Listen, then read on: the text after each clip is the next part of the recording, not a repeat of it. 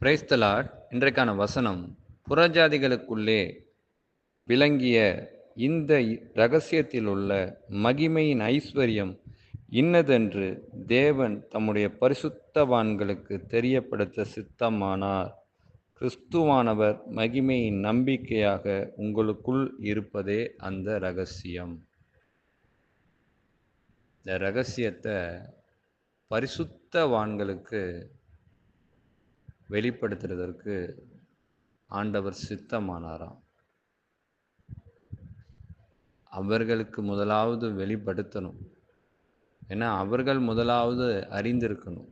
அப்போ தானே அவங்க மற்றவங்களுக்கு சொல்ல முடியும். புறஜாதிகளாக இருக்கிறவங்களிடத்துல சொல்ல முடியும். மறுபடியும் சொல்கிறேன், இது புறஜாதி அப்படின்னா இது கேஸ்ட்டை குறிக்கிறது கிடையாது. நான் இதுக்கு முந்தைய வீடியோக்களில் சில வசனங்கள் அது வந்திருக்கலாம். அதனால் இது கேஸ்ட்டை குறிக்கக்கூடியது கிடையாது.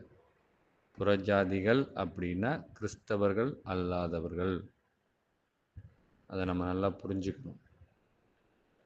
அவங்களுக்கு சொல்லணும். அப்போ இது யாருக்கு முதலாவது தெரியணும்? பரிசுத்தவான்களுக்கு தெரியணும். கிறிஸ்துவை ஏற்றுக்கொண்டவர்களுக்கு தெரியணும். ஆவிக்குரியவர்களுக்கு தெரியணும். ரட்சிக்கப்பட்டவர்களுக்கு தெரியணும். அதனால் முதல்ல அவங்களுக்கு வெளிப்படுத்த அவர் சித்தமானாராம். அவர் எண்ணம் கொண்டாராம். இது உண்மையிலே மிகப்பெரிய ஒரு ரகசியம்தான். எப்படின்னா, இந்த பிரபஞ்சம் படைக்கப்படுகிறதற்கு முன்பாகவே இந்த ரகசியம் வெளிப்பட்டிருக்கிறது. அது வேதத்தில் சாட்சி இருக்குது. ஆதியும் அவர்தான், அந்தமும் அவர்தான், அல்பாவும் அவர்தான், ஒமேகாவும் அவர்தான்.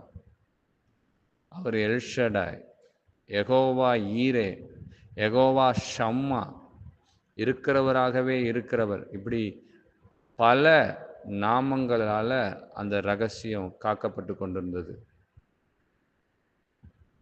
அதற்கு அடுத்தபடியாக வேதத்தில் நாம் பார்க்கும்போது ஆபிரகாம்ங்கிற ஒரு புறஜாதியாரை ஆண்டவர் தெரிந்தெடுத்து அந்த ஆபிரகாம் மூலமாக இஸ்ரவேல் வந்துச்சு. அந்த இஸ்ரவேல் ஆண்டவருடைய ஜனங்களாக ஏற்றுக்கொள்ளப்பட்டார்கள். ஆபிரகாம் ஏன் புறஜாதி அப்படின்னு சொன்னால், ஆபிரகாம் ஒரு எபிரேயர்.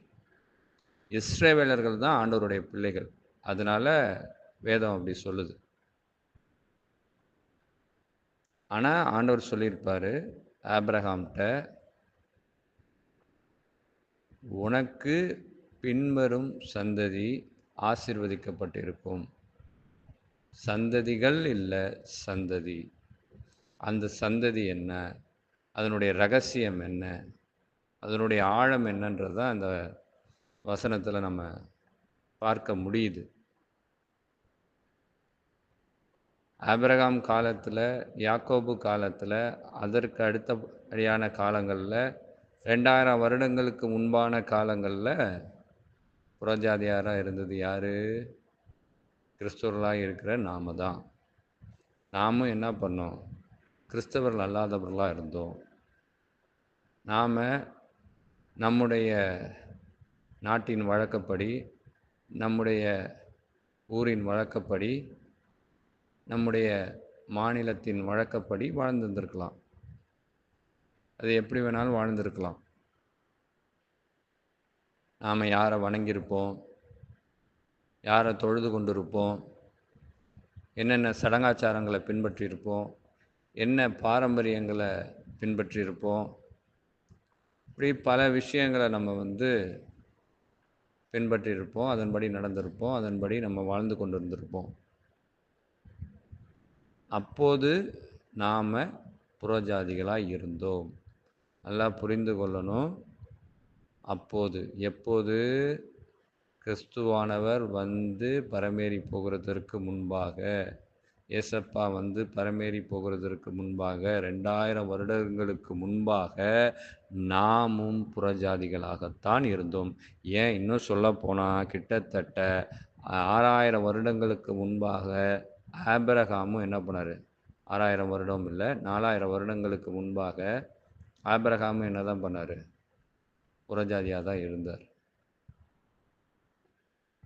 அதான் அந்த வசனம் சொல்லுது, புறஜாதிக்குள் விளங்கிய அந்த மகிமையின் ரகசியம். ஏன்னா பழைய ஏற்பாட்டின் காலத்தில் அந்த மகிமையின் ரகசியம் பெரிதளவுள்ள வெளியரங்கமாக சொல்லலை, கொஞ்சம் மறைமுகமாக தான் இருந்துச்சு. அது எந்த அளவுக்கு நம்ம ஆழமாக தியானிக்க முடியுமோ அந்த அளவுக்கு ஆழமாக தியானிக்கும் போது தான் அதான் ஆண்டவருடைய பிள்ளைகளுக்கு அதை ஆண்டவர் வெளிப்படுத்தினார். மற்றவர்கள் அதை அதிகமாக அறிந்து கொள்ள முடியுமா அப்படின்னா, இல்லை ஈஸியாக அறிந்து கொள்ள முடியுமானா அது ரொம்ப சுலபமாக இல்லை. ஏன்னா நீங்கள் பழைய ஏற்பாட்டின் காலத்தில் பார்த்தீங்கன்னா ஆண்டவரால் பயன்படுத்தப்பட்ட ஆண்டவருடைய பிள்ளைகள், தேவ மனிதர்கள், தீர்க்கதரிசிகள், இவங்க மூலியமாக தான் ஆண்டவர் வெளிப்படுத்துகிறார். ஆனால் எப்போ ஆபிரகாமுக்கு ஒரு வாக்கு பண்ணினார், உன் சந்ததிகள் இல்லை, உன் சந்ததி ஆசீர்வதிக்கப்பட்டு இருக்கும். அந்த சந்ததி எந்த சந்ததி? அதுதான் கிறிஸ்துவின் சந்ததி. அந்த கிறிஸ்துவின் சந்ததி தான் நாம தான் புறஜாதிகள். நமக்குள் விளங்கி இருக்கிற அந்த மகிமையின் ரகசியம்தான் இயேசு. ஏன்னா ஆரம்ப காலகட்டங்களில் அவர் எப்படி இருந்தார்? பிதாவானவராக இருந்தார், தேவனாக இருந்தார், யெகோவா ஈரேவாக இருந்தார், யெகோவா ஷம்மாவாக இருந்தார், எல்ஷடாயாக இருந்தார், யெகோவா ரூவாவாக இருந்தார். இப்படி பலவிதமான நாமங்களை கொண்டு ரகசியம் பாதுகாக்கப்பட்டு கொண்டிருந்தது. அவர் யாருன்னு வெளிப்படவில்லை. நான் எப்போ தான் வெளிப்படுத்துகிறாரு, எப்போ தான் அவர் அதை எல்லாருக்கும் முன்பாக தெரியப்படுத்துகிறார் அப்படின்னா, ஆண்டவர் சொன்ன அந்த வாக்குத்தத்தத்தின்படி புறஜாதிகளுக்குள் விளங்கிய அந்த மகிமையின் ரகசியமாகிய இயேசு கிறிஸ்து மானிடராக 2000 வருடங்களுக்கு முன்பாக இந்த பூமியிலே அவர் பிறந்து வாழ்ந்து அநேகருக்கு தன்னை காண்பித்து அநேக அற்புதங்களையும் அடையாளங்களையும் அநேக காரியங்களை செய்து அவருடைய அந்த மகிமையின் ரகசியத்தை அந்த காலகட்டங்களில் இருந்தவர்களுக்கு விளங்க பண்ணினார். அது மூலமாக அது பரவி இன்னைக்கு நம்முடைய வாழ்க்கை வரைக்கும் இந்த ரகசியம் வெளிப்பட்டு கொண்டிருக்கு. இந்த ரகசியத்தை அறிந்தவங்க சும்மா இருக்கக்கூடாது. இப்போ அட் ப்ரெசன்ட் யார் கிறிஸ்தவர் அல்லாதவர்கள் இருக்கிறாங்களோ அவர்களிடத்தில் இந்த மகிமையின் ரகசியமாகிய இயேசுவை நாம் சொல்லணும். இதுதான் ஐஸ்வர்யம், இயேசு தான் ஐஸ்வர்யம். ஏன்னா ஐஸ்வர்யம்னு பார்த்தாலே நம்ம எண்ணம்லாம் வேறு எங்கெங்கேயோ போயிடுது.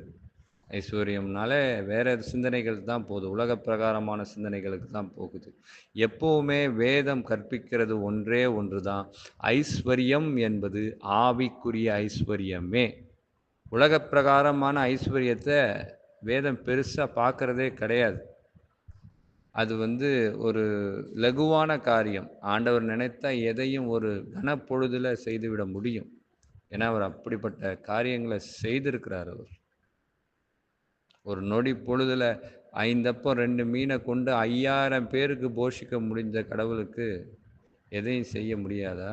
இந்த பிரபஞ்சத்தை படைத்தவருக்கு செய்ய முடியாதா? அதனால் அவருக்கு இந்த மாதிரி உலக பிரகாரமான விஷயங்கள் பெரிய விஷயமே கிடையாது. ஆவிக்குரிய ஐஸ்வர்யம். இன்னொன்று நாம் புரிஞ்சுக்கணும், ஏசப்பா எப்போவுமே யாரையுமே கட்டாயப்படுத்த மாட்டார், வற்புறுத்த மாட்டார், பயமுறுத்த மாட்டார், அடிமைப்படுத்த மாட்டார். உங்களுடைய வில்லுக்கு விட்டுருவார். ஆனால் யார் அந்த மகிமையின் ஐஸ்வர்யம், யார் அந்த மெய்யான தெய்வம் அப்படிங்கிறத அறிந்து கொள்கிறதற்கான காலம் இது. அதனால் கிறிஸ்தவர்களாகிய நாம், பரிசுத்தவான்களாகிய நாம், இயேசுவை ஏற்றுக்கொண்ட நாம் என்று சொல்லுகிற கிறிஸ்தவர்கள், ஆவிக்குரிய கிறிஸ்தவர்கள், கிறிஸ்துவுக்குள் வாழுகிறவர்கள் இந்த மகிமையின் ரகசியத்தை நாம் கிறிஸ்துவர் அல்லாதவர்களிடத்தில், புறஜாதிகளிடத்தில் கொண்டு செல்வோம். காதுள்ளவர்கள் கேட்க கடவர்கள். ஆமென்.